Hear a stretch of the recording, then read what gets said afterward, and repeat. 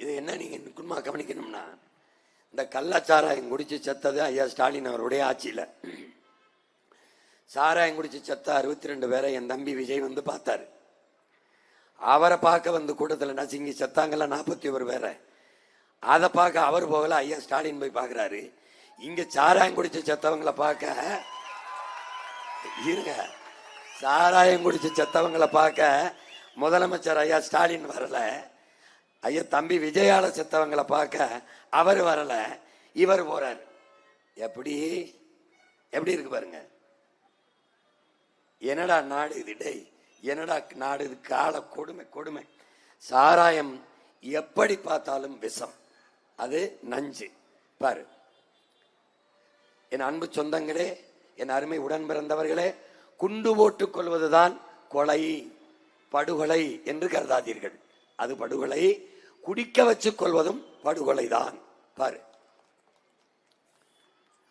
பேரறிஞர் அண்ணா என்கிற பெருந்தகை என்ன சொல்றாங்கன்னு பாரு. என்ன சொல்றாங்கன்னா, மதுவை விற்று வருகிற வருமானம் குஷ்டரோகி கையில் இருக்கிற வெண்ணெய்க்கு சமம். எப்படி சொல்றாங்க? குஷ்டரோகி கையில் இருக்கிற வெண்ணெய்க்கு சமம். அவர் பேரை சொல்லி 60 ஆண்டுகளா கட்சியும் ஆட்சியும் நடத்துற இந்த 2 கட்சியும் அந்த குஷ்டரோகி நிலையில் இருக்க வெண்ணெயை நக்கி நக்கி 60 வருஷமா சாப்பிட்டுக்கிட்டு இருக்கு. புரியுதுன்னு நினைக்கிறேன். ஐயா ஈவேரா இருக்கார்ல, தாலி ஒரு அடிமை சங்கிலி, அடிமை விலங்கு, அறுத்து எரியுங்கள்னாரு. அதை அறுக்க ரொம்ப சிரமப்படுவோம்ட்டு குடிக்க வச்சு பல லட்சக்கான பெண்களின் தாலியா அறுத்துட்டாங்க. குடிக்க தாலியா இருக்கிறது கொள்கை, நேரடியா அறுத்தா சத்தம் போடுவாங்கன்ட்டு குடிக்க வச்சு மொத்தமா அறுத்துட்டான். எத்தனை லட்சம் பேர்? 6 லட்சம் பேர் தாலி அறுத்துருக்கான். இங்க பாரு, தமிழ்நாட்டில் விதவைகளின் எண்ணிக்கையை பாரு, எத்தனை பாரு காட்டினேன். இப்ப பாரு, தாலி எடுத்துக்கிட்டு ஓடுறான், திருடிட்டு ஓடுறான், போதை ஊசி. இங்க என்னன்னா 2 வித போதை இருக்கு. திரவ போதை, அதை தண்ணி வடிவத்தில் இருக்கிறது. இன்னொன்று திடப்போதை, கஞ்சா, அபின், கொக்கைன், மெத்தப்பட்டமைன். இப்படி கஞ்சா சாக்லேட்டு, கஞ்சா ஸ்டாம்பு, இப்படி எல்லாம் இந்த மாதிரி இப்படி வந்துருச்சு. சாராயம் விற்பனை செய்யும் அரசு. சாராயத்தை இங்க பாரு, நுட்பமாக கவனிச்சுங்க. அறிவை வளர்க்கும் கல்வி தனியாற்ற கொடுத்துருச்சு, உயிரை காக்கும் மருத்துவத்தை தனியாற்ற கொடுத்துருச்சு, சாலை போடுதல் பராமரித்தல் போக்குவரத்தை தனியாற்ற கொடுத்துருச்சு, மின் உற்பத்தி இருக்குல்ல, மின்சாரம் இல்லாம எந்த இயக்கமும் இல்லை, அந்த மின் உற்பத்தி விநியோகத்தை தனியாற்ற கொடுத்துருச்சு. உனக்கு புரியுதுன்னு நினைக்கிறேன். துப்புரவு பணி இருக்குல்ல, சாலையை துப்புரவு பண்றாங்க பணியாளர் இருக்காங்களா, அவங்கள தனியாருக்கு ஒப்பந்தம் கொடுத்துருச்சு. எல்லாம் தனியார், எல்லாம் தனியார். சாராய கடை மட்டும் அரசு நடத்துது. எப்படி? இங்க பாரு, ஒரு தனிய மனிதன் நீனும் நானும் காய்ச்சினா கள்ளச்சாராயம், அதை அரசாங்கம் காய்ச்சினா நல்ல சாராயம். சிரிக்காத சிரிக்காத. இந்த பாரு, போக்குவரத்தை தனியாற்ற கொடுத்துருச்சா, கல்வி தனியாற்ற இருக்கா, மருத்துவம் தனி, மின் உற்பத்தி விநியோகம் தனியாரா, குடிநீர் விநியோகம் தனியாரா, மதுபான தொழிற்சாலை யார் வச்சிருக்கா? நம்ம அப்பா வச்சிருக்காப்ல. யாரு? போதையின் பாதையில் செல்லாதீர்கள். புரியுதா? இங்கே இவங்க பயங்கரமான ஆளுங்க. நீ குடிக்க போகும்போது வண்டி ஓட்டிட்டு போகலாம், குடிச்சிட்டு வண்டி ஓட்டக்கூடாது. எப்படி? அப்ப நம்ம என்ன செய்யணும்? அப்ப என்ன செய்யணும்? ஒவ்வொரு டாஸ்மாக் கடையிலையும் 2-3 ஆம்புலன்ஸ் வச்சிருக்கணும். வச்சுட்டு, ஏய் வண்டியை விட்டுட்டு காலையில இருந்து எடுத்துக்க, வீட்டு அட்ரஸை கொடு, ஆம்புலன்ஸ்ல படு, வீட்டில் ஒரு இறக்கி விட்டுறணும்.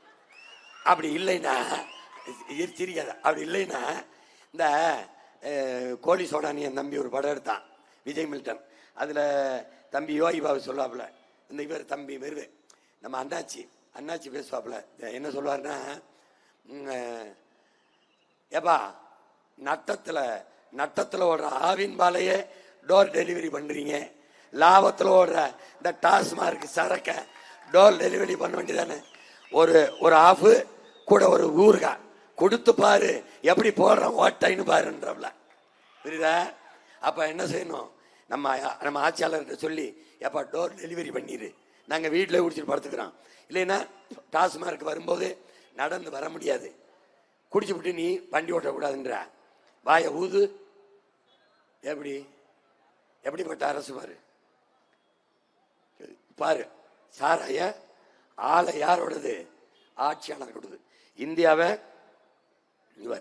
உலகத்துல நீ ஒண்ணு தெரிஞ்சுக்கணும், எந்த பொருளையும் உற்பத்தி செய்யறவன் விற்பனை செய்யறதில்லை. குறிப்பா வேளாண்குடி மகன் இருக்கான்ல, அவன் விளைய வைக்கிற நெல்லையோ அரிசியோ பருப்பையோ காய்கறியோ கத்தரிக்காயோ பாலையோ அவன் விற்கிறது முடியாது. அவன் விலைய தீர்மானிக்க மாட்டான். அவ யாரு? வாங்குறவன். காரு உற்பத்தி செய்யறவனே விற்பனையாளன் இல்லை, வேற ஆளு. மோட்டர் பைக் உற்பத்தியாளனே விற்பனையாளன் இல்லை, வேற ஆளு. செல்போன் உற்பத்தியாளனே விற்பனையாளன் இல்லை, அவன் வேற ஆளு. ஆனா சாராயம் மட்டும் நம்ம நாட்டுல உற்பத்தியாளனே அவன் தான். இந்த மாதிரி காய்கறிய இந்த கார் உற்பத்தியாளன் அவன் விற்கிறது இல்லை, வேற ஆள் விற்கிறான். எந்த மாநில முதலமைச்சருக்கும் சாராய ஆலை இல்லை. கேரளாவில், கர்நாடகாவில், ஆந்திராவில், பீகாரில், குஜராத்தில், உத்தரப்பிரதேசத்தில், மகாராஷ்டிராவில், ராஜஸ்தானில் எங்கேயும் கிடையாது. தமிழ்நாட்டில் மட்டும்தான் நாட்டை ஆளுகிறவர்களுக்கு சாராய தொழிற்சாலை இருக்கு. நீ இந்த முதலமைச்சரை தேர்வு பண்ணு பெருமைப்படாத, சாராய ஆலை அதிபர்களை ஆட்சியாளர்களாக ஆக்கியிருக்கிறாய். எப்படி? சாராய ஓனர், சாராய ஃபேக்டரி ஓனர்ஸ நீ ஆட்சியாளர் ஆக்கியிருக்க. இந்த தமிழ்நாடு அரசு அவர்கள் சார்ந்தவர்கள், அதாவது மாற்று பெயர்ல பினாமி பெயர்ல சாராய ஆலை வச்சிருக்கிறாங்க. இதுல அதிமுக வந்தால் திமுக ஆலையிலிருந்து சரக்கெடுக்கும், திமுக வந்தால் அதிமுக ஆலையிலிருந்து சரக்கெடுத்து ஓட்டும். ரெண்டு பேருக்கும் ஒரு புரிந்துணர்வு ஒப்பந்தம். புரியுதா? நீ நினைச்சுக்கிட்டு இருக்க ரெண்டு வெவ்வேறு கட்சின்னு, ஒரே கட்சி. எப்படி கொள்ளையடிக்கிறது திருடுறதுன்னு பயிற்சி ஒரே இடத்துல எடுத்து ரெண்டா பிரிஞ்சு கொள்ளையடிச்சு அப்புறம் போய் கூடி பிரிச்சுக்கிடுவாங்க.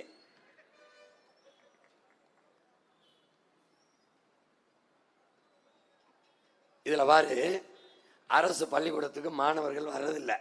ஏன்? தரம் குறைஞ்சிருச்சு. தரம், கட்டட அமைப்பு சரியில்லை, கழிவறை இல்லை, எழுத்து பலகை இல்லை, கரும்பலகை இல்லை, கட்டணம் கூரை இடிஞ்சு விழுகுது, ரொம்ப சுகாதாரமற்ற சூழல். அதனால என்ன ஆயிருது? தனியார் பள்ளிகளை நோக்கி போங்கன்னு அரசு சொல்லுது, போயிடறான். இப்ப இந்த அரசு பள்ளிக்கு வர்றது நிறுந்துச்சு. இப்ப நல்ல கல்வியை தன் பிள்ளைகளுக்கு கொடுக்கணும்னு ஒரு அரசு நினைச்சா ஏன் அரசு பள்ளிக்கு மாணவர்கள் வருகிற எண்ணிக்கை குறையுது? ஐயா, தரம் இல்லை, தரத்தை உயர்த்தா.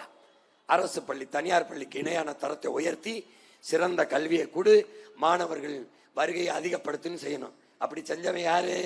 டெல்லியில அரவிந்த் கெஜ்ரிவால். அப்படி செஞ்சுக்கிட்டு இருக்கிறது யாரு? கேரளாவில் ஐயா பினராயி விஜயன். 30 விழுக்காட்டு மாணவர்கள் தனியார் பள்ளிக்கு போய் கொண்டிருந்த, கல்லூரிக்கு பள்ளிக்கு போயிருந்த மாணவர்களை அரசு பள்ளி கல்லூரி நோக்கி திருப்பியவன் ஐயா பினராயி விஜயன் கேரளாவில். வட இந்திய மாநிலங்களிலேயே ஆகச்சிறந்த கல்வி கட்டமைப்பை உருவாக்கியவர் அரவிந்த் கெஜ்ரிவால். அந்த டெல்லி, அதை நான் போட்டு காட்டுவேன் உங்களுக்கு. அப்ப நீங்க அலைபேசி வச்சிருக்கீங்கல்ல, உள்ளங்கையில ஊடகம், சீமானுடைய அண்மை பேச்சு, அதை லேட்டஸ்ட் பீச்சுன்னு தட்டினீங்கன்னு வச்சுக்கிறீங்க. ஒரு நாள் அண்ணன் பேசி போட்டு காட்டுவேன். அப்படி கேட்டிருக்கான் பாரு. அப்ப நாம என்ன சொல்றோம்? அது மாதிரி கொண்டாடுறோம்.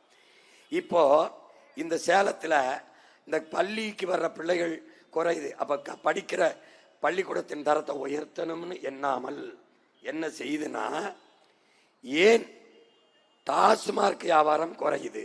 சேலம் மாநகராட்சியில டாஸ்மார்க் வியாபாரம் ஏன் இந்த மாவட்டத்தில் குறைஞ்சிருக்கு, இந்த பகுதியில் குறைஞ்சிருக்குன்னு மாவட்ட ஆட்சியர் கலெக்டர் தலைமையில் அந்த விற்பனை மேலாளர்களை கூப்பிட்டு ஒரு கூட்டம். ஏன் சாராய வியாபாரம் குடிக்க வர மக்களின் எண்ணிக்கை ஏன் குறைந்தது, படிக்க வர பிள்ளைகளின் எண்ணிக்கை ஏன் குறைந்ததுன்னு கேட்காத அரசு குடிக்க வர மக்களின் ஏன் குறையுதுன்னு கேக்குதுன்னா இந்த நாட்டை எதை நோக்கி நகர்த்துகிறார்கள் என்று என் அன்பு தம்பிதங்கைகள் புரிஞ்சுக்கணும். நல்லா கவனிச்சுக்க. மது விற்பனை மூலம் 40,000 கோடி ஒரு ஆண்டுக்கு வருமானம். ஒரு ஆண்டுக்கு நிதியமைச்சர் சட்டசபையில் பேசுறார், இன்னும் 5,000 கோடி வருவாயை பெருக்கி 50,000 கோடியாக கொண்டு வருவோம் அப்படின்னு நிதியமைச்சர் பேசுறாரு. 2022 பேசுறாரு. அப்படின்னா என்ன? குடிகாரர்களின் எண்ணிக்கை அதிகப்படுத்துவோம்னு ஒரு நாடு சொல்லுது.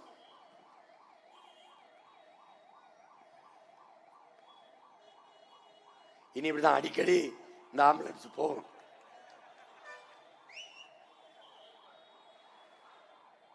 அதுலதான் பணம் போகும், ஓட்டுக்கு பணம் போகும்.